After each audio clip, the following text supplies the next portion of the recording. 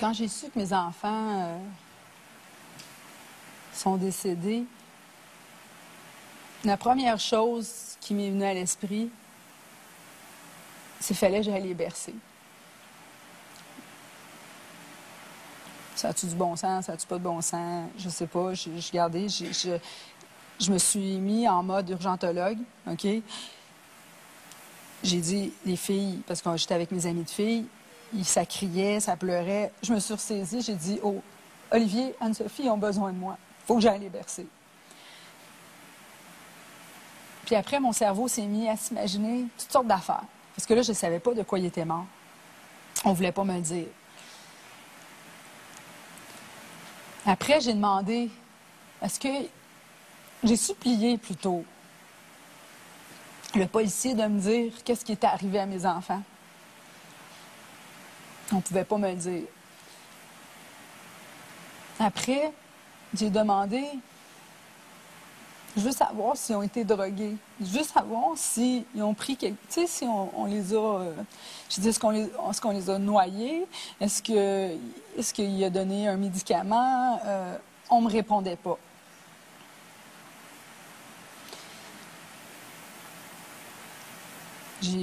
Ça a été... C'est le samedi que j'ai su, donc c'est le mercredi que les corps ont été libérés.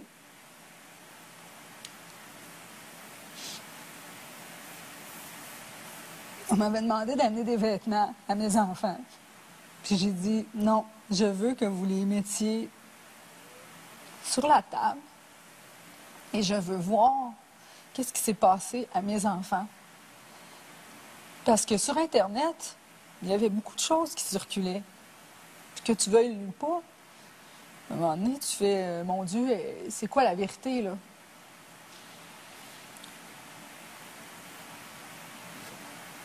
J'ai touché chacune des plaies. J'ai dit, oh, mon bébé. Puis là,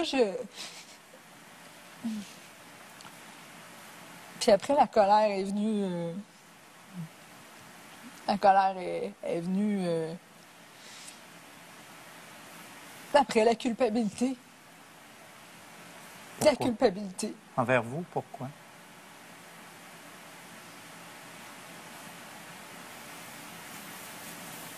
J'avais une honte de m'être protégée, d'avoir eu peur pour moi, puis de jamais avoir pensé qu'il ferait mal aux enfants.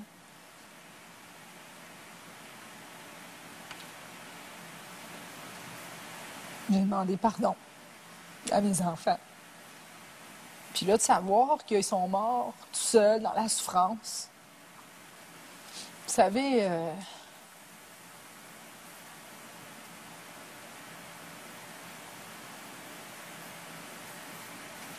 C'est ça. Je pense que de savoir, ça m'a permis d'être un peu plus lucide. Par contre, dès qu'on change une petite information, au procès, j'ai eu un moment où j'étais allée voir le psychiatre, là, parce qu'on a changé une chose dans mon schéma mental, que Anne-Sophie avait arraché ses cheveux. J'ai décompensé. J'ai eu de la misère à respirer. Puis à chaque fois qu'on a changé un détail, le policier, parce que moi, je pensais qu'il avait été poignardé de bord en bord. Mais le policier m'a dit non, Isabelle. Il l'a poignardé d'un côté, puis ensuite, il l'a reviré de l'autre côté, puis il l'a poignardé de l'autre côté. J'ai décompensé. J'ai vu les marques de défense sur mon garçon. J'ai décompensé. Je sais chacune des plaies qui ne sont pas mortelles. J'ai décompensé. J'ai souhaité, là, je me suis dit, oh mon Dieu, je me suis fait un scénario dans ma tête, là, pour pas qu'il y ait eu à souffrir et tout, mais parce que sinon, je serais pas en train d'accepter, je serais pas en train de faire une place dans ma tête qui est pour l'horreur, si on veut, là. Je structure ma pensée. Puis j'enveloppe ça, puis j'essaie de l'envoyer dans un coin où j'essaie de même pas l'ouvrir. Mais ça me revient, là, des fois, je suis dans la lune là, pendant 15-20 secondes, puis oups, j'étais ailleurs parce que je me protège. Puis je dois redoubler, ça me demande, tu sais, quand vous me demandez le bonheur, bien, ça me demande dans ma vie de tous les jours, pour que cette portion-là reste fermée, ça me demande une énergie incroyable. Isabelle, le soir du 20 février 2009, Guy Turcotte a avalé du lave-glace et voulait mourir. Est-ce que vous êtes arrivé de vous dire que tout aurait été plus simple s'il était mort lui aussi ce soir-là? Aujourd'hui, je pourrais répondre oui à cette question-là, mais dans le temps, non. Parce que toute son attitude qu'il y a eu après, aussi bizarre que ça puisse paraître, la façon que je le vois agir maintenant, tout ça, ça m'a aidé à m'enlever un poids de culpabilité. Parce que je pense que s'il était décédé sur le coup, ce qu'on aurait retenu, c'est la femme infidèle, le mari déprimé, il emporte ses enfants par mélancolie. C'est ce qu'on aurait retenu. Quand on creuse un peu, puis moi, je veux dire, j'ai personne à convaincre, là, je sais ce que j'ai vécu, puis j'ai eu le pire verdict qu'une personne peut subir. Donc, à partir de maintenant, j'ai plus personne à convaincre. Mais je veux dire, toute son attitude n'est pas une attitude de quelqu'un qui est repentant. Donc, ça m'a aidé. Le sénateur Pierre-Hugues Boismenu a dit maladroitement cette semaine que chaque détenu devrait avoir une corde dans sa cellule. On sait que lui, il a perdu sa fille de façon extrêmement dramatique. Vous en pensez quoi? En fait, je pense que ce serait à lui d'expliquer le fond de sa pensée, mais ça va surprendre bien du monde, là, mais moi, la peine de mort, je suis pas pour ça. Je crois fermement à la réhabilitation. J'ai une personne très proche de moi qui a fait 20 ans de prison, puis qu'aujourd'hui est complètement réhabilitée. Que cette personne-là mène une vie très bien.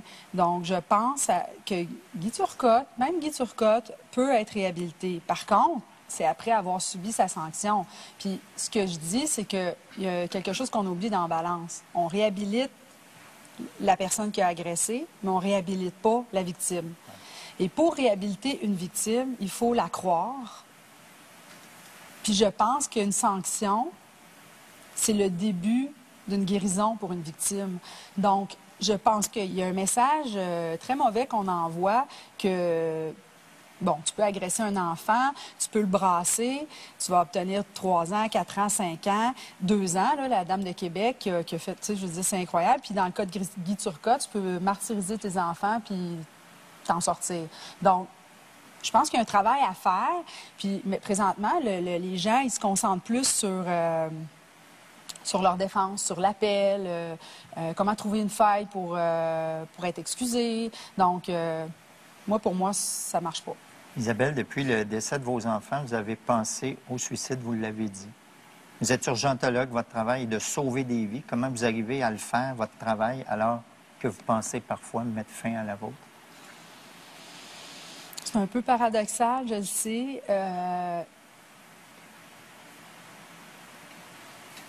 Quand je fais mon travail, le fait que je fais du bien, en tout cas que j'essaye, ça m'enlève un peu de ce que moi je vis. Puis le suicide, c'est sûr qu'il y a différentes idées par rapport à ça. Je pense que c'est des fois une erreur de jugement qu'on fait par rapport à notre vie. Mais des fois, on peut être lucide et rationnel face à ce geste-là. Je suis consciente que c'est dans les moments où je souffrais le plus que j'y ai pensé. Je vous cite dans votre lettre ouverte. Perdre ses enfants, c'est horrible. Savoir qu'ils ont souffert, c'est l'enfer. Savoir qu'ils ont été charcutés et laissés seuls à mourir, c'est impardonnable. Pensez-vous un jour que vous pourriez en avoir un autre enfant?